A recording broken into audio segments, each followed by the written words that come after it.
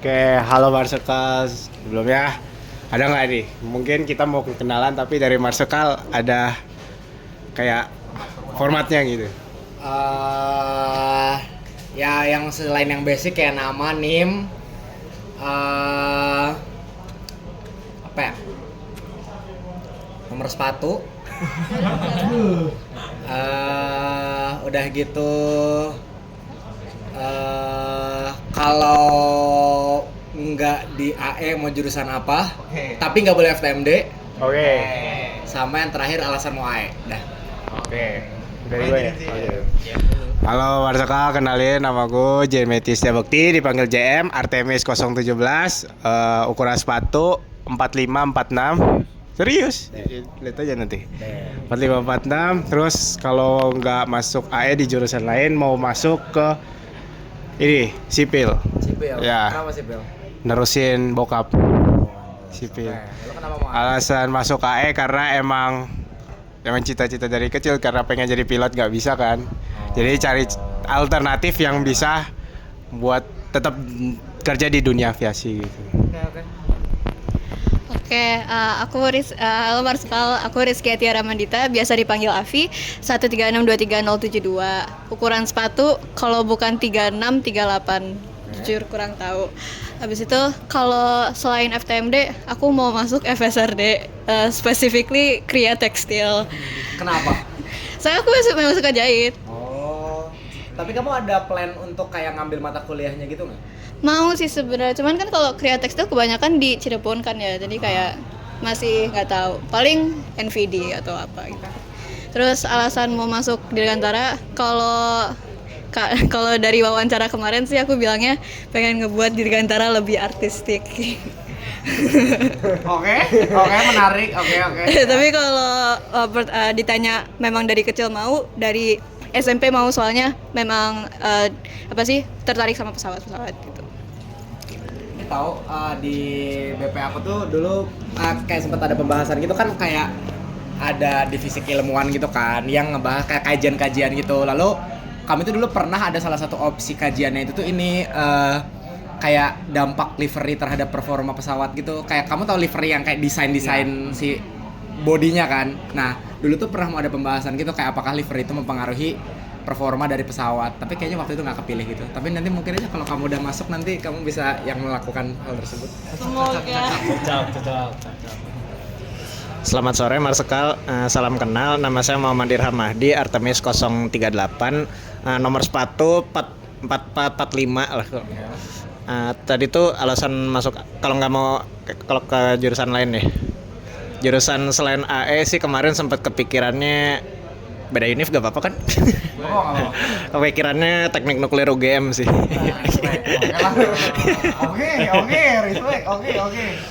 Kalau alasan masuk AE-nya sendiri sih, saya dari dulu emang udah suka sama teknologi-teknologi yang dipakai di bidang penerbangan sih, Master. Jadi Marsekal. Jadi kayak emang pengen kerja di bidang yang ada pesawatnya aja gitu.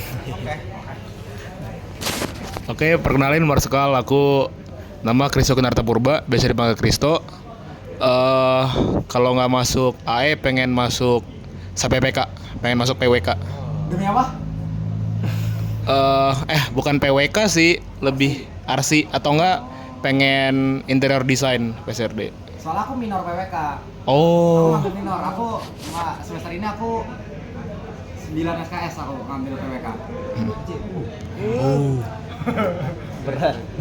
Kalau kamu nanti masih tertarik sama PWK atau RC juga kan ada dua-duanya, ada minor RC juga. Kalau kamu mau mulai. Alasan masuk AE karena dari kecil suka pesawat aja sih. Pengen dari dulu kayak kerja deket pesawat, kayak hands on atau enggak ngeliat-ngeliat gitu. Paling itu. Oke, selamat sore Marsekal. Perkenalkan, aku Aldo Febriano Arta Chandra, Artemis 035, dipanggilnya Aldo. Ukuran sepatu 42. Terus sama kalau misalnya nggak di AE, saya mau kayak sistem informasi sih. Karena kayak data-data tuh menarik. Terus sama kenapa alasan milih AE? Sebenarnya pertama mau masuk mesin. Cuma karena tergenjutsu sama PTMD, itu saya ngelihat presentasi Palavi tuh kayak menarik ya. Terus saya mulai iya shaky. Terus saya mulai mendalami cari tahu tentang AE, terus ya udah ternyata emang passion saya di sini gitu. Oke, kenalin, sorry Mas Lekal, kenalin gue Derry. Tadi nomor sepatu ya, ukuran sepatu 4445. Terus kalau misalnya nggak di FTMD, bakal IF, especially STK, mau STK. Terus kenapa AE? Sebenernya kalau gue nggak ada ketertarikan dari kecil lo gimana. Cuma pas di FTMD, kayak ngeliat AE tuh seru aja lah, kayak merasa kayaknya seru nih fieldnya gitu. Tertantang ke AE, paling gitu. Oke, mungkin dari perkenalan dari Marsekal. Oke. Formatnya ya nama panggilan, NIM sama jabatan. Angkatan berapa ya? Oke, halo semuanya. Kenalin, nama aku Raditya Sema Hafiz Pradikta, tapi biasa dipanggilnya itu Cema. Aku tadi apa NIM ya? Ya. NIM, aku tuh Testral 005. Ayo, siapa ada NIM aku di kalian? Nah, benar. Oke. Udah gitu, jabatan aku kalau nama resminya sebenarnya di ADART itu ketua BPP, tapi dipanggilnya Marsekal. Gitu. Sama kayak di sebelah juga nama aslinya ketua BP, tapi dipanggilnya Prince. Jadi nama itu emang sebenarnya Cuman kayak lebih ke call sign-nya juga jadinya. Jadi kayak ya udah, gua Marsekal, Wilnat tuh Prince, tapi pada akhirnya resminya dia tuh namanya ketua BP. Kalau gua namanya ketua BPP ya. Itu deh, ada lagi yang mau ditanyakan? Nih. jabatan Sudah. Oke, kalian mau pertanyaan nggak? Berarti ini tuh malam ini tuh pertanyaan bebas satu orang ngasih 2 pertanyaan bebas masing-masing Tapi tentang KMPN. tentang KMPN. Oke lah, kalau kayak gitu gua buat jadinya 3 pertanyaan. Tapi pertanyaan terakhirnya itu tuh tentang keilmuan Dirgantara. Oke. Kayak apa yang kalian penasaranin gitu. Kalau gua nggak punya jawabannya ya udah. Jadi kayak nanti kayak kalian nanya, nggak tahu juga sebenarnya. Ya, gitu. Sok. Biasanya dari ujung, dari tengah nggak sih? Dari Kisno. Pas main, Pak. Parah ya Bang Kisno, parah. Maaf, pertanyaan soal Baterainya masih ada kan? Oke, aman. masih aman. Pertanyaan soal KMPN, menurut Marsekal, apa yang pekerjaan yang udah paling menarik yang pernah dilakukan semenjak menjadi ketua BPP, ketua ya. Nanganin kasus. Walah, itu bukan menarik itu kompleks itu, ribet itu. Ini deh sebenarnya, aduh, jawaban gua kayak kerjaan yang gua paling menarik itu sebenarnya gua nggak tahu udah boleh dikasih tahu apa belum, karena menyangkut tentang Sonic. Jadi kayak gua nggak bakal jawab itu dulu deh. Tapi kayak kalau yang kedua tuh sebenarnya basic sih, karena gue di OSKM juga ini, tapi jadi bendera gue jadi pasukan benderanya di Wispril KMPN. Itu nggak tahu, kayak gue suka aja dengan konsepnya kayak ngibar bendera gitu, kayak apalagi di ITB gitu kan, kayak jadi gue itu yang menarik sih. Atau kalau yang lainnya juga ini, gue dulu pernah jadi komandan lapangan di Sanken Court buat wisudanya KMPN, jadi tuh gue yang mimpin draft. Ya itu juga menarik sih, waktu itu gue mimpin draft juga. Udah sih paling itu kalau misalnya yang paling menarik di KMPN gitu. Ada pertanyaan lagi? Marsekal, kepada Artemis, apa yang kakak inginkan dari kita, kayak hopes and dreams-nya kepada kita?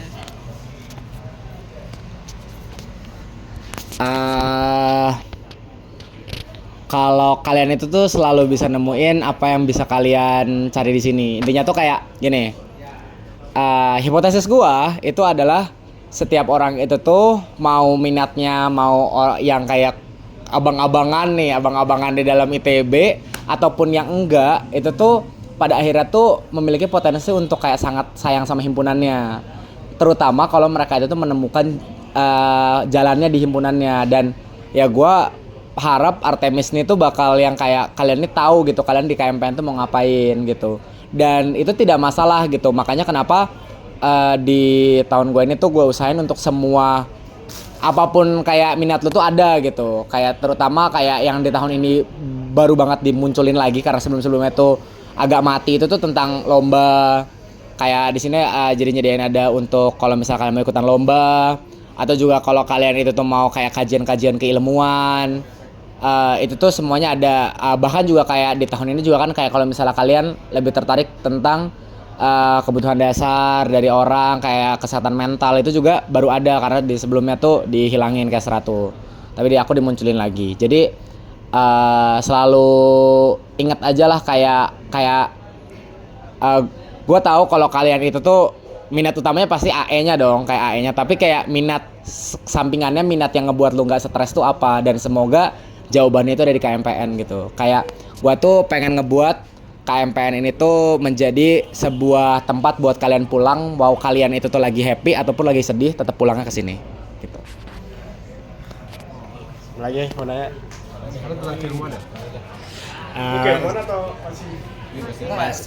Masih tentang itu. Semuanya tiga pertanyaan, tapi pertanyaan ketiganya harus keilmuan.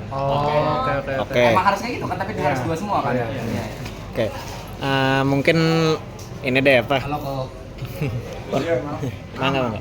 Saya penasaran ini deh Marskal, kayak bagaimana Marskal membangun karir di KMPN-nya sendiri. Jadi dulunya tuh kayak awalnya mulainya di mana dulu pas lagi magangnya, terus jadi staff apa, terus kayak apa yang motivasi jadi pengen jadi kahim gitu. Next kahim ini kayaknya. Cocok. Nyari apa kok? Ini yang bekas kemarin video. Oke. Gue dulu sebenarnya gue sangat homogen kayak jalur gue, kayak gue selalu sama. Gue waktu magang itu dikaderisasi, waktu staff juga dikaderisasi. Jadi gue selalu dikaderisasi karena gue sangat tertarik dengan bagaimana ngebentuk pribadi seseorang, kayak ngebentuk orang tuh jadi orang yang lebih bisa menjadikan dirinya manusia. Udah gitu juga setelah itu gue mencalonkan diri menjadi ketua himpunan. Alasan pada dasarnya, alasan yang paling basicnya mah ya karena jadi kahim keren. Jadi kayak ya udah gue nyalon aja. Kayak ya pada akhirnya kan kayak kalau tentang motivasi mah pasti harus cari motivasi paling egois kan, karena ya biar nanti kalau gue kena goyangan apapun tuh gue bakal tetap inget gitu loh motivasi gue, kayak ya kalau gue mundur ya gue nggak keren gitu. Jadi ya udah gue harus maju jadinya gitu. Sedangkan kalau misalnya alasan itu alasan yang kayak gue penasaran gitu, gue pengen belajar, ya kalau udah nggak penasaran atau udah nggak pengen belajar mah ya udah dong, semangatnya hilang. Maka kayak gue nyari semangat yang paling egois gitu, karena itu yang pasti bakal selalu kebakar gitu, ya itu jadi keren gitu kan gitu. Saya mau nanya dong, Marskal. Ya. Kan kalau misalnya jadi ketua BPP berarti membawahi seluruh anggota aktif dari KMPN kan? Nah, Aktif dan nggak aktif. Aktif. Kalau di KMPN tuh soalnya anggota muda sama anggota khusus pun kan tetap di bawah gua. oh itu hitungannya nggak aktif berarti? Maksud sebenarnya bukan aktif nggak aktif sih, karena di KMPN nggak ada kosakata aktif. Oh, yes. Lebih ke ya anggota muda khusus sama biasa kan. Nah itu kan rame banget tuh, pasti banyak banget yang harus dibawahi. Itu ada nggak hambatan atau tantangan terbesar dari Marskal selama menjabat jadi ketua BPP?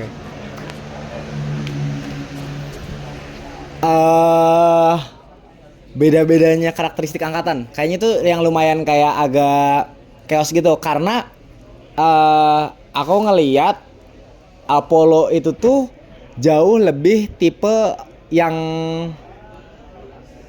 apa ya, yang nongkrong arkun dan kayak olahraga banget gitu loh. Basisnya tuh kayak mereka tuh tipe-tipe yang kayak gitu.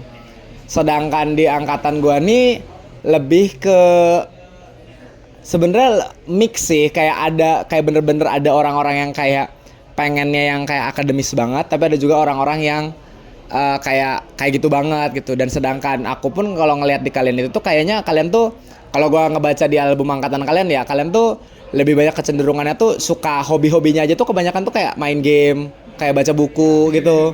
Jadi kayak beda-beda banget kayak karakteristik angkatannya.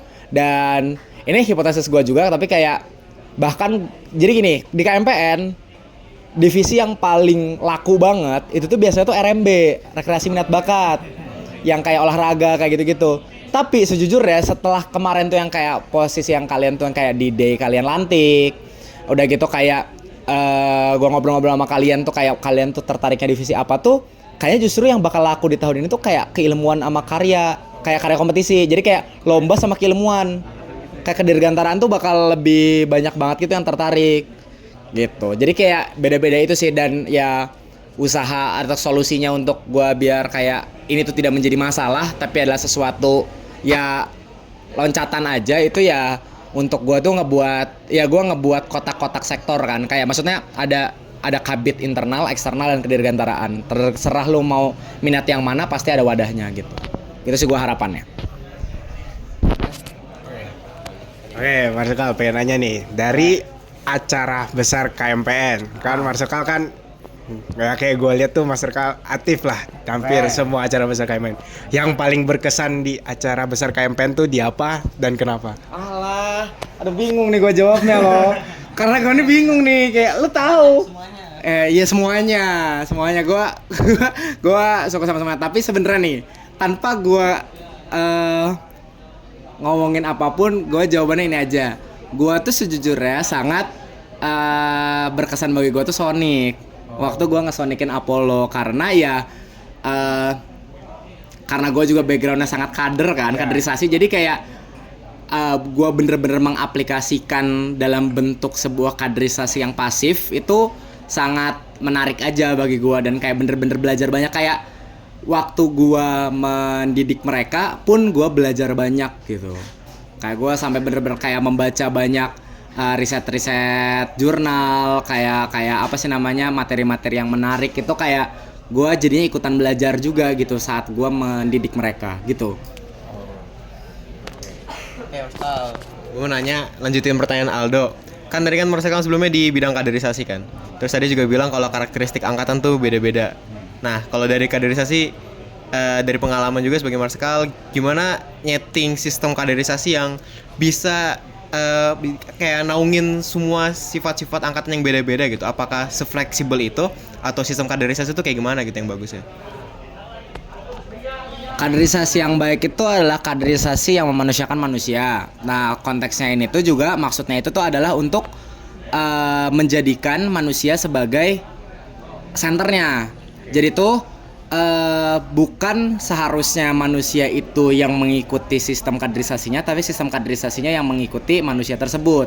Namun kita juga harus tetap ingat, makna dari kaderisasi itu adalah membentuk kader, membentuk orang yang bakal mau mengkader lagi. Nah, maka dari situ juga harus kita konsiderasiin juga nilai dan kayak apa yang dibawakan oleh organisasi tersebut. Gitu. Jadi gini, nilai-nilainya adalah bersifat profil, kayak tujuan akhirnya lah, outcome-nya. Kayak kalian itu harus jadi orang yang seperti apa.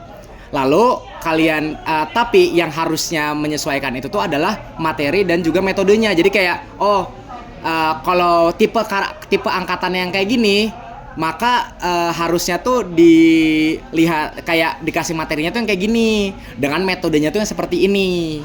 Gitu. Itu idealnya gitu. Misalnya contoh kalau Apollo nih, mereka kan tipenya agak brutal hura-hura nih, ya kan?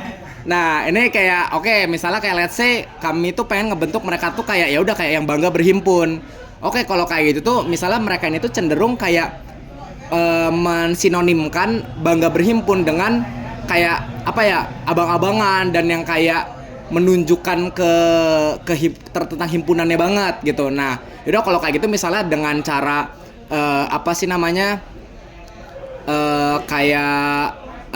tentang penanaman tentang bangga tuh dari misalnya dari mereka ada friendly match,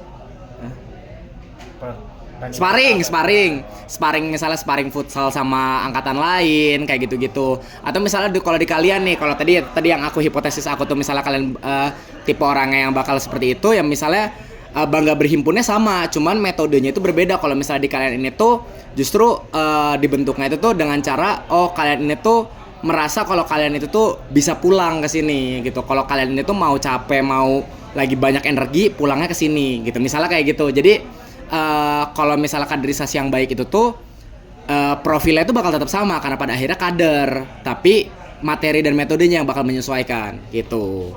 Kalau kalian masih bingung dan masih nggak paham, nanti masuknya kader, magang kader, silahkan gitu. Ada lagi mau nanya?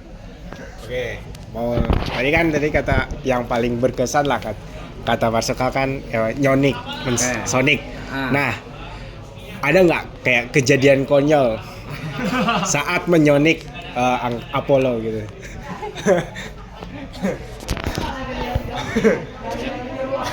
Banyak. Apa ya? Gua dulu mimpin forum, gua hampir jatuh. Gua hampir kayak kesandung gitu, tapi untungnya gua kayak nggak jatuh. Kalau kayak ya udah aman. Tapi kayak waktu itu gua kayak oh my god, hampir jatuh. Oke lah, lanjut aja lagi. Marsuka tuh waktu itu jadi dalam. Waktu itu gua berkesempatan mimpin forum, kayak ya tanpa gua ngasih tahu apapun juga kayak kan pada akhirnya kan gua wakil ketua angkatan. Jadi kayak ya udah intinya gitu. Lagi.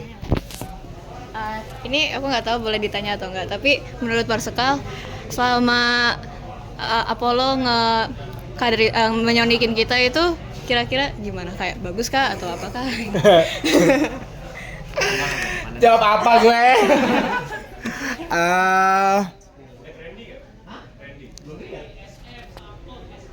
Gue paling jawabnya gini sih, kayak pada akhirnya gue bangga mereka belajar banyak gitu aja deh. Kayak maksudnya tuh dari kayak gue bangga mereka tuh mau belajar, gue bangga mereka ini tuh kayak mau mencari jawabannya gitu loh, bukan hanya menerima tahun lalu seperti ini, tapi kayak mereka tuh bener-bener yang kayak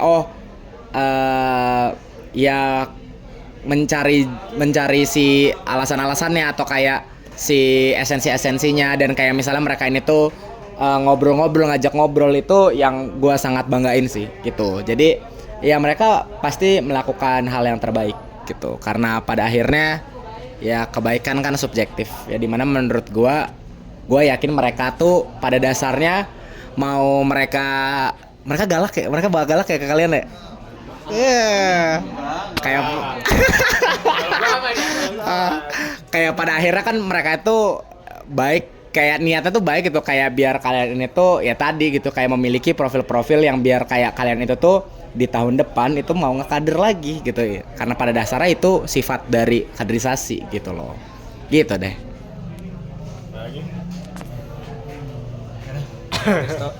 ML-nya udah kelar. Tadi kepikiran sih. Menang. Tadi udah kepikir. Ya apa? Iya lagi. Menurut Marsekal, masuk himpunan tuh harus banget yang ikut kepanitiaan ini segala macam, atau menjadi anggota biasa aja itu tapi merasa udah di rumah di KMPN, itu menurut Marsekal itu udah cukup atau gimana?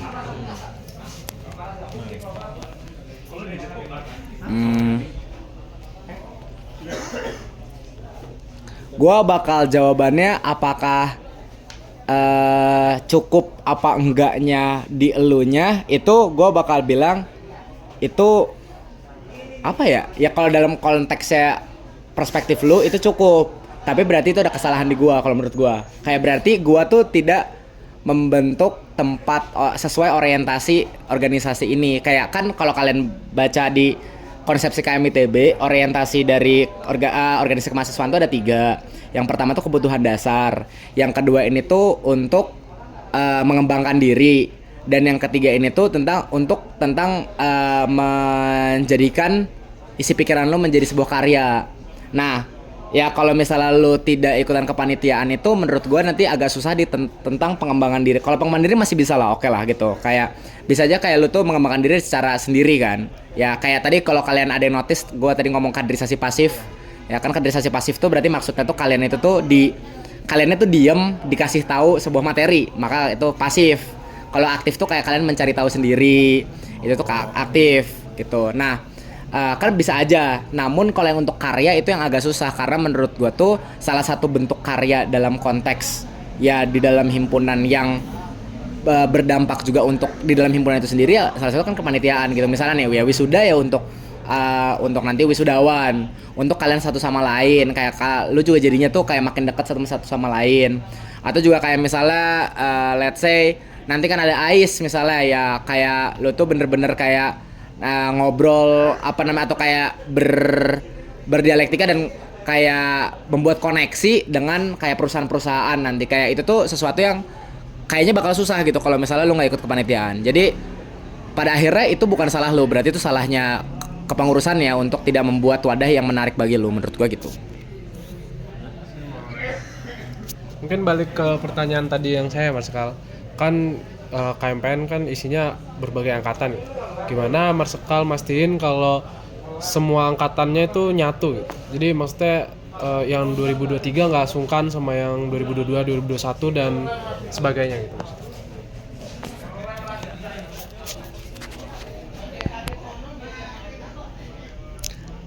Jawabannya ada beberapa. Kayak yang paling pertama itu tuh fungsi ketang. Makanya kenapa ketang itu ada sekolahnya, kenapa itu tuh ketang itu tuh kayak dibentuk itu kayak karena menurut gua pribadi ketang itu tuh bisa menjadi manifestasi atau kayak bentuk mininya dari Kahim di setiap angkatan.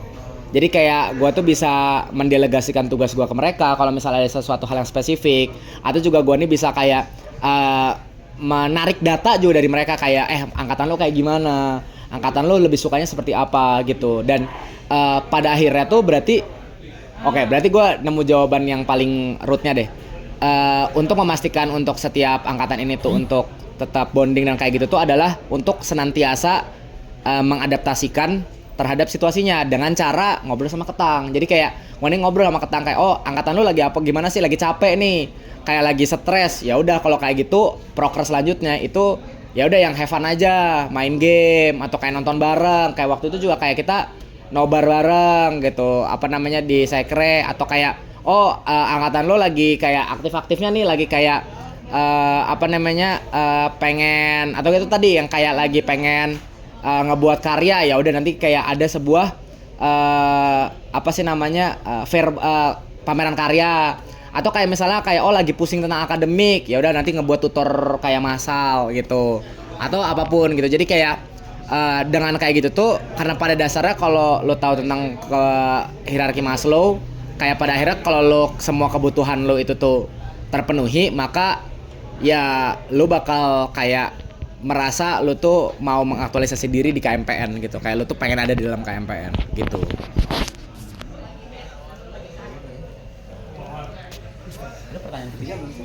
Belum. Mungkin saya masih agak penasaran aja sih Marsekal ini apa. Kan kalau nggak salah ini tuh kayak banyak ada jualan-jualan gini kan. Ini tuh kayak sumber dananya dari mana, terus kayak ininya restocknya, resupply gitu-gitunya kayak gimana? Apakah ini ada salah satu proker dari BPP-nya itu sendiri atau emang dari pusatnya atau gimana nih? Ini dari proker BPP. Jadi ini di bawahnya MRT. Kalau kalian tahu ada divisi di bawah kesekjenan, bidang kesekjenan di bawahnya ada divisi MRT. Namanya kepanjangannya itu manajemen rumah tangga. Itu yang ngurusin semua sekre ini. Termasuk juga jualan kayak kalau yang di dalam sekre ini punya kita, tapi kalau misalnya yang di luar itu bukan punya kita, itu punyanya Pak Warsito namanya. Ya jadi uangnya ya pada akhirnya dari emang kasnya kita kasihin ke MRT buat mereka olah, mereka putar uangnya buat ngasilin profit. Intinya gitu sih. Jadi biasanya tuh kayak seminggu apa 2 minggu sekali tuh mereka pasti beli stok gitu buat kayak menuhin gitu. BTW guys, ini maaf ya sekrenya lagi chaos karena kita tuh mau ada renovasi sekre guys. Jadi ini kalian sering-sering datang ke sekre dulu nih, soalnya nanti bakal ada 1 bulan yang nggak bisa ke sekre nih. Ya. Gitu. Nanti ada AC nggak tadi? Wow. Oke, berarti ini penutup ini pertanyaan KMPN terakhir ya? Aku pengen ini ke Marsekal aja. Apa pesan Marsekal buat keluarga ini KMPN yang ada di 10 tahun ke depan? Jadi kayak bayangin KMPN 10 tahun mendatang dan Marsekal tuh ngomong ke mereka gitu. Pesan apa yang pengen Marsekal sampaikan? HRD. Oke. Kalau yang sebelah ngomongnya solidarity forever, kalau kita ngomongnya fluidity forever. Ikutin aja alurnya, ikutin aja cairannya, ikutin aja kayak lu ikutin aja lah wadahnya. Kayak pada akhirnya ini wadah yang kosong, kalian yang ngedefine-nya gitu. Jadi kalianlah yang ngedefinisiin KMPN yang ideal itu seperti apa gitu. Jadi kalau misalnya KMPN yang akan datang itu tuh merasa tidak butuh ada kaderisasi, maka ikutilah. Maksudnya kayak jika memang itu yang kayak dianggapnya yang baik dan memang sudah dipikirkan baik-baik, ya pada dasarnya kan salah satu sifat kita adalah progresif gitu kan. Kayak ya udah kayak silahkan sesuai dengan kebutuhan kalian dan kebutuhan masanya yang akan datang. Karena pada akhirnya gue juga nggak bakal bisa memastikan kalau tujuan kita atau kayak orientasi kemahasiswaan kita tuh bakal sesuatu yang abadi gitu sih menurut gue. Sekarang pertanyaan Pertanyaan ketiga. yang Apa ya? kan yang gua dengar nih Marsikal ngambilnya kan fokusnya ke aviasi dibanding aeronautik ya kan. Nah, kenapa sih Marsikal nih kayak punya motivasi lebih milih kayak milih aviasi dibanding aeronautik? Tapi kan kalau misalkan dilihat tuh kayaknya prospeknya lebih besar di aeronautik karena kan nggak selalu berhubungan dengan pesawat, mobil pun juga bisa dan lain sebagainya. Oke. Karena aviasi gampang ya. Karena aviasi lebih gampang. Enggak sih, karena gue ini tuh memang dari pertama kali gue bahkan daftar ITB pun gue tuh udah pengen AE kan. Lalu tuh gue nih emang alasan juga tuh dulu kenapa gue tertarik AE, karena gue tuh dulu ini fun fact gitu, kayak gue tuh dulu pernah pertukaran pelajar ke sebuah negeri di luar lah. Nah udah gitu waktu di negeri di luar ini tuh bisa dibilang negeri ini tuh lumayan bagus dalam konteks koneksi rutenya. Jadinya tuh kayak dimanapun lu ada, itu lu tuh bisa kemanapun lagi. Karena kayak kalau kalian udah lumayan belajar yang kayak tentang hub and spoke atau kayak P2P, jadi kayak lu tuh mau di manapun tuh pasti lu kayak ada 1 jam tuh ada sebuah bandara gitu, pasti ada sebuah bandara yang nanti tuh bandaranya kecil tapi nanti ke bandara yang gede, dan bandara yang gede bisa nyambungin ke satu rute yang satu negaranya gitu. Nah dari situ tuh gue tuh kayak jadi penasaran gitu, kayak kenapa kalau di Indonesia nggak bisa ya gitu. Nah lalu ya udah akhirnya gue waktu masuk ITB tuh karena memang gue tuh tertarik dengan bandara dan rute dan kayak gitu-gitu, yang dimana kalau di AE tuh itu konteksnya masuknya ke dalam aviasi gitu. Nah tapi itu menurut gue jawaban buat anak TPB. Kalau jawaban buat kalian itu gue menemukan jawabannya kenapa di AE tuh kenapa di Indonesia nggak bisa, karena tidak memiliki political will-nya, atau kayak si pemerintahnya tidak memiliki keinginan untuk melakukan hal tersebut, kayak tidak ada keinginan untuk membenahi hal tersebut. Nah sedangkan aeronautika itu mereka fokusnya benar memang fokusnya ngedesain, tapi aviasi itu juga ada fokus tentang kebijakan. Nah makanya juga itu alasannya kenapa gue mau ngambil minor di PWK, karena gue juga pengen belajar tentang kebijakan dalam publik. Kayak misalnya tuh kenapa atau gini deh, kalau gue nih penasaran misalnya apa dampak dari sebuah bandara terhadap perkembangan kota. Karena kalau kalian tahu tuh ada topik namanya tuh aerotropolis. Jadi tuh ada sebuah konsep di mana sebuah bandara itu bisa menjadi sebuah pusat kota kalau misalnya memang diinginkan. Nah jadinya tuh contohnya itu tuh adalah Changi Airport kalau kalian pernah ke Singapura, ataupun juga kalau di Indonesia itu sebenarnya Soekarno-Hatta itu tuh diproyeksikan untuk menjadi aerotropolis, tapi tentunya karena daerahnya itu tuh ya pemukiman orang, jadinya tuh nggak bisa dibesarin. Tapi pada akhirnya nih kayak maksudnya aerotropolis ini tuh kalau Soekarno-Hatta itu tuh di-cut, kayak nggak ada aksesnya ke Jakarta, misalnya kayak apalah kayak zombie apocalypse gitu. Kayak itu kayak lu tuh bisa survive gitu loh di dalam Soekarno-Hatta tuh, karena semua tuh ada di situ gitu. Jadi tuh dulu ada konsepnya tuh namanya aerotropolis. Jadi sebenarnya tuh transportasi udara tuh sangat mempengaruhi perkembangan terutama di zaman sekarang gitu. Nah, namun ya tidak ada political will-nya, dan gua pengen belajar tentang kebijakan tersebut sehingga waktu nantinya mungkin gue bakal kerja yang bisa memberikan sebuah rekomendasi political will yang baik untuk masyarakat, tapi juga ya nih politikus nih mau gitu loh gitu deh. Mungkin ini deh Marsikal, kan tadi katanya emang tertarik sama bandara, terus kayak emang ngincer aviasi dari dulu kan ya kasarnya. Kalau menurut Marsikal nih yang kebijakan Bandara Hussein difungsiin buat TNI terus yang dipindahin ke Kertajati gitu, itu gimana nih keputusan? Soalnya kan banyak orang yang berpendapat kayak ini ngapain sih dipindahin ke Kertajati, soalnya aksesnya aja udah susah gitu, terus kan nggak disupport ininya juga kayak kereta dari Kertajati ke Bandung pusat kotanya gitu. Itu gimana nih pendapat Marsikal? Aku sih gini sih, aku cenderung ya aku setuju kalau misalnya itu tuh bukan sebuah keputusan yang bijaksana menurut gua. Karena gini, kalau misalnya diputuskan tapi dalam konteks itu tadi yang kayak ada integrasinya yang baik, itu tuh sangat bagus gitu loh. Kayak terutama kita tuh nih pada akhirnya tuh sebenarnya gua pun juga bisa berargumen dalam konteks yang antagonisnya. Kayak gua tuh bisa aja kayak gue paham gitu loh kalau misalnya itu tuh sesuatu yang bisa gue setujui, karena apalagi terutama sekarang ada Wush, dimana yang kayak lo kalau misalnya sadar tuh lo bener-bener bisa ke bandara tanpa kendaraan umum sama sekali. Kalau sekarang jadinya tuh lo pakai Wush, udah gitu nanti lo pakai LRT, turun lo di dukuh atas pakai kereta bandara ke Soekarno Hatta. Sebenarnya tuh kayak lo nggak usah ada kendaraan umum sama sekali, tapi ya tentunya kayak tidak ada pemahaman dari pemerintah terhadap ya kemampuan ekonomi kita, kayak willingness to pay kita gitu, atau kayak power to pay-nya kita tuh juga rendah gitu. Kayak maksudnya orang-orang yang mampu melakukan integrasi tersebut itu tuh orang-orang yang spesifik gitu, nggak bukan semua orang gitu.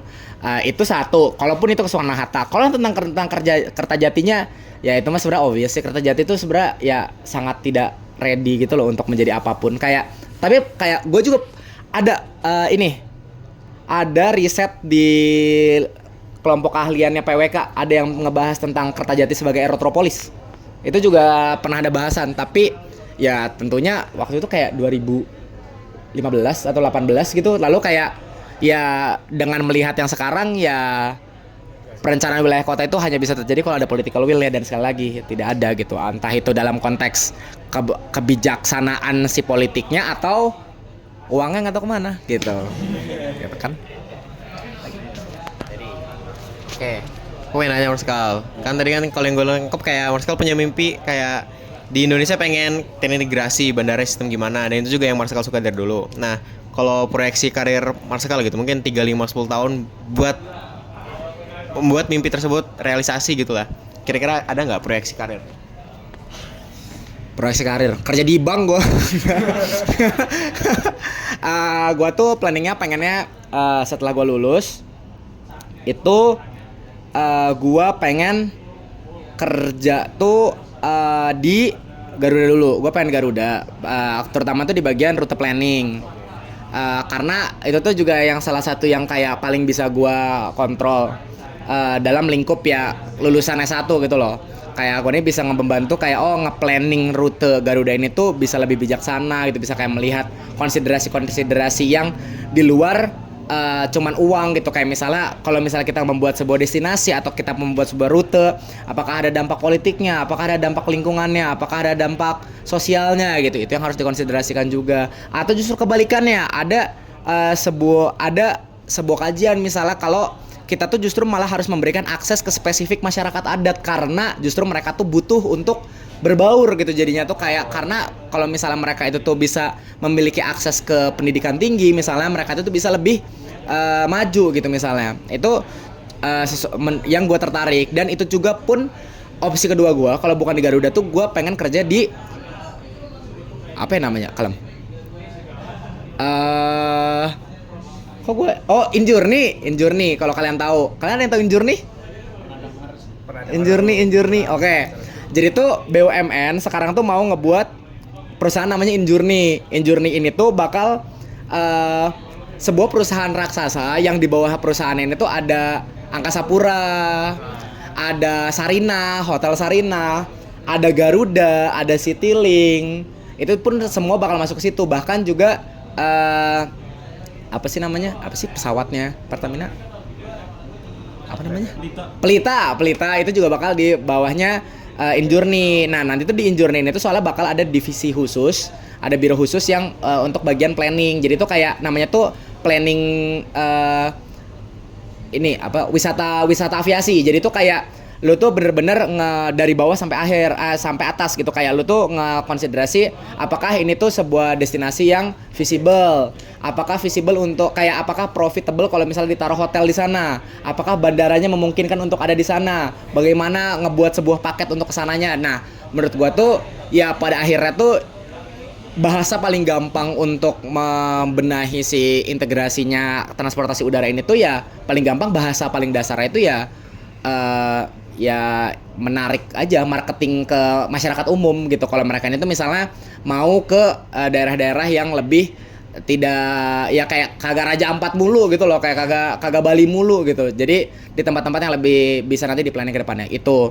Tapi gua pun juga pengennya nanti setelah itu pengen S2 lah ataupun apa sih namanya, gua tuh pengen S2-nya tuh di luar negeri, pengennya kayak LPDP lah atau apa, baru nanti setelah itu mungkin gua bakal kerja di Kementerian Perhubungan pengennya gitu. Semoga gitu. Amin. Gitu. Ya, ini kan sudah kalau dari intinya mimpi Marskal itu untuk mengintegrasi seluruh Indonesia dengan jalur udara gitu kan. Tapi menurut Marskal, apakah lebih baik integrasi itu dipegang oleh swasta atau negeri? Soalnya kan kalau misalnya dilihat aja dari Jakarta, PIK itu lebih bagus karena milik swasta dibanding dengan milik negeri yang kayak gitu kan. Menurut Marskal gimana? Oke.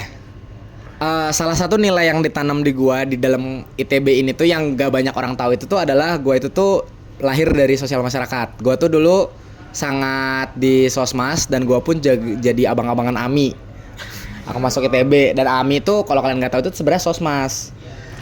Nah dari situ tuh karena kenapa gua ngomong kayak gitu, karena swasta ataupun pemerintah keduanya itu tuh tidak ada yang mengkonsiderasikan aspek masyarakat.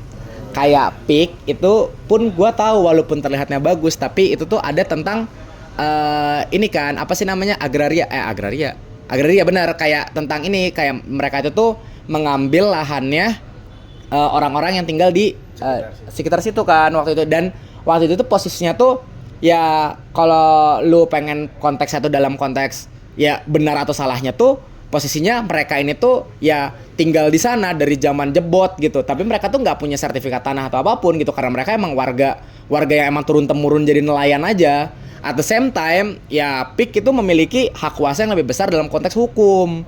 Ya jadi tentunya ya mereka lebih menang, tapi apakah itu sesuatu yang benar? Itu pertanyaannya gitu. Kayak itu yang tidak dikonsiderasikan misalnya sama PIK. Tapi pada akhirnya juga pemerintah ya nggak lebih baik juga gitu. Kayak itu mah gue nggak usah ngejelasin gitu. Kalau pemerintah tuh pasti ada konteks ya misalnya mereka itu tuh ada ya misalnya korupsi lah atau kayak pemotongan uang, tidak memiliki kebijakan yang bijaksana dan lain-lain.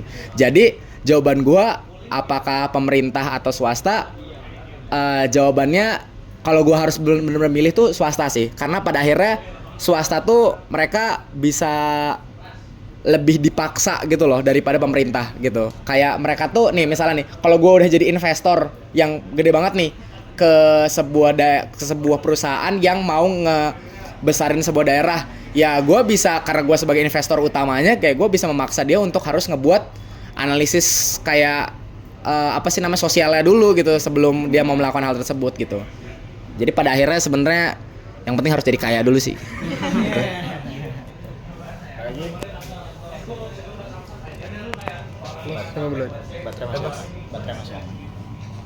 Aman ya. Saya mau nanya dong Marskal. Menurut Marskal, gimana perkembangan industri dirgantara di Indonesia sekarang, dan kira-kira tahun berapa industri dirgantara di Indonesia tuh bisa mandiri? Ini gue aktualnya punya jawabannya. Ada ini telepon. Mati nggak rekamannya? Kayaknya enggak sih. Sebentar. Kabar lagi Wawan. Parah lu motong Marskal. Ya, boleh sih itu kayaknya bisa Oke. disampaikan langsung. Ini masih rekam? Oh ya oke. Sebenarnya ada jawabannya. Jadi tuh di Bappenas itu tuh tahun 2020 kemarin itu tuh ngebuat namanya Peta Jalan Ekosistem Dirgantara. Jadi itu tuh adalah sebuah buku yang menyatakan plan kita per tahun itu tuh mau ngapain aja sih sampai 2045. Ada nama bukunya, dan itu pun juga menjadi patokan draft kepengurusan gua. Jadi kepengurusan gua, kalau kalian pengen tahu lebih lanjutnya lagi tuh kenapa kepengurusan gua tuh sangat berbau keilmuan dan riset, karena dinyatakan di Peta Jalan Ekosistem Dirgantara. Jadi tuh mereka tuh ngebagi jadi fase. Jadi kayak 2020 sampai 2025 tuh ngapain, 2026 sampai 2030 tuh ngapain, dan seterusnya sampai 2045. Nah, fase yang paling selanjutnya itu tuh sebenarnya di situ tuh ngebahasnya banyak gitu, apa kayak, dan itu mencoba membahas dari hulu ke hilir. Jadi bahkan itu tuh yang di dalam buku tersebut itu bukan cuman kayak perhubungan, tapi kayak ESDM juga yang tentang energi dan sumber daya mineral, karena mereka tuh jadi di situ pun di planning gitu, kayak ESDM arahnya harus kayak gimana berapa puluh tahun ke depan ini tuh biar bisa menjadi pemasok buat kedirgantaraan gitu. Nah, di situ tuh dinyatain kalau misalnya fase kedua peran dari mahasiswa itu tuh adalah untuk memperbanyak riset. Makanya kenapa kepengurusan gue itu tuh berusaha untuk ngebentuk orang-orang yang tertarik tentang riset dan keilmuannya gitu. Itu pada akhirnya, dan gue pun juga memposisikan diri, dan gue juga merasa gue cocok kayak karena gue emang ya bentukannya kayak gini gitu, untuk berusaha untuk ngebuat orang-orang ini tuh kayak kalian-kalian ini dan anak-anak KMPN sekarang itu tuh bangga tuh bukan cuma tentang KMPN-nya, tapi kayak tentang keilmuannya gitu loh. Kayak kalau keilmuan kita tuh kayak udahlah kita full sombong aja gitu, kayak keilmuan kita tuh paling keren gitu loh.